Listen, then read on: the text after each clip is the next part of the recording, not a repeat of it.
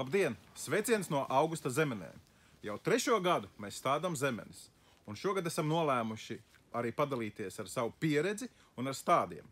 Tad mēs pamatā izmantojam Nīderlandē audzētus stādus, frigostādus.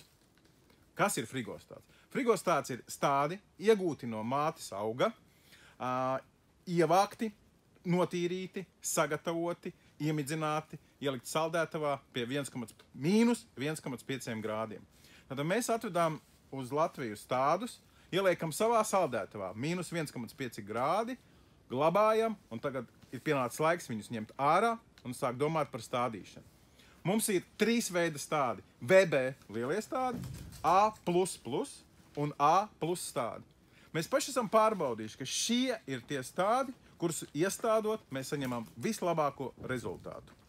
Nākošajā video es jums parādīšu un padalīšos ar savu pieredzi, kā iestādīt, kā pareizi sagatavot stādīšanai stādus.